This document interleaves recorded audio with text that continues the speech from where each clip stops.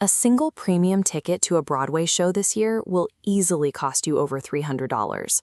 With the 79th annual Tony Award nominations officially out, the pressure to pick the right show for that kind of money is immense. The pack is currently led by a tight race in the musical categories. The Lost Boys and Schmigadoon tied for the absolute top spot with 12 nominations each, closely trailed by the revival of Ragtime with 11. When actors Darren Criss and Uzo Aduba read the nominations on May 5th, they outlined a season split sharply down the middle. On one side, producers are offering highly recognizable, guaranteed comfort.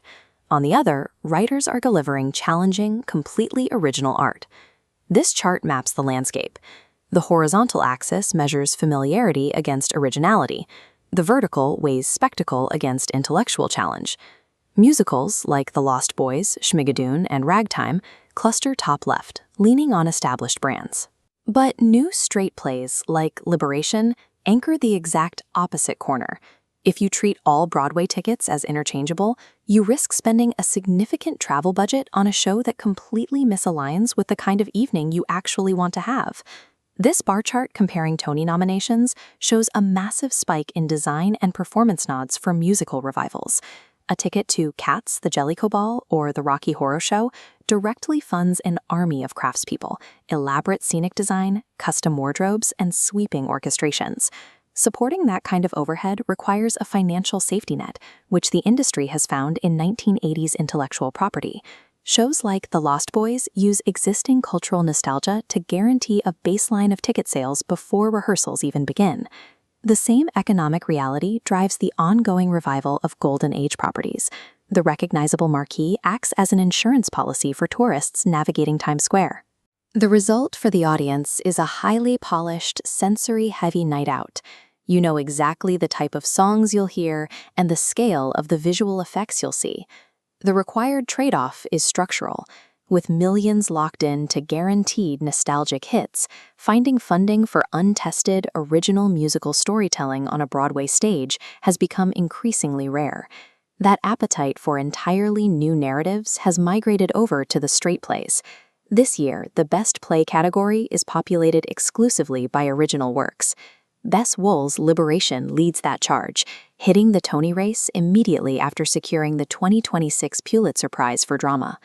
The lack of massive set pieces in these plays puts the entire focus on the acting, and the talent pool is exceptionally deep.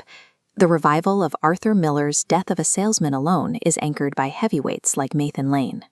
Meanwhile, new texts like Giant are relying on the precision of veterans like John Lithgow to carry the narrative. The thriller and drama categories are similarly stacked, featuring commanding lead performances from actors like Carrie Coon in Bug. The concentration of celebrated female talent is striking, with Laurie Metcalf pulling a featured nomination for her work in Death of a Salesman.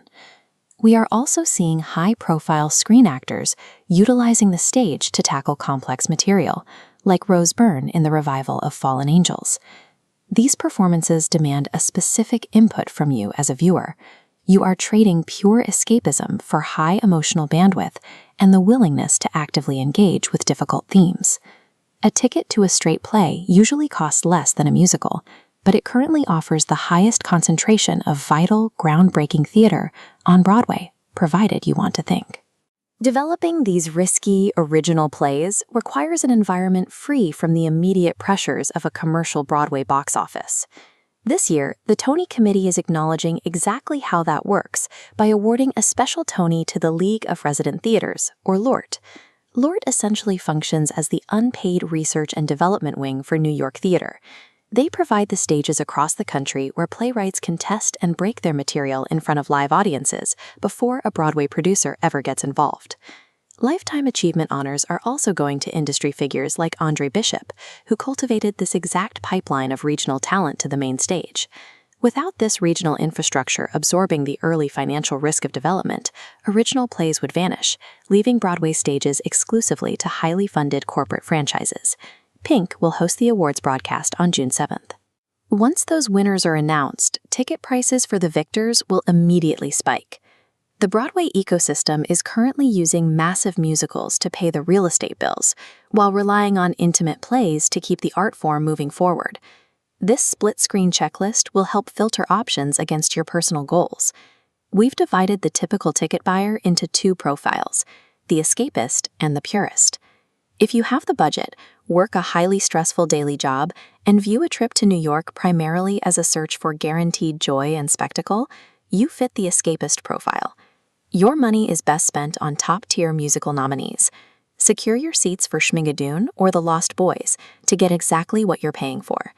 If your priority is intellectual curiosity, you have the emotional capacity for heavy drama, and you want to see exactly where American theater is heading next, you are the purist.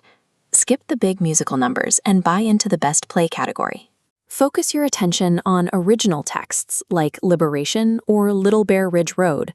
Be honest with yourself about what you need from your night out, and more importantly, make sure you and your travel partner are actually looking for the same thing before you hit purchase.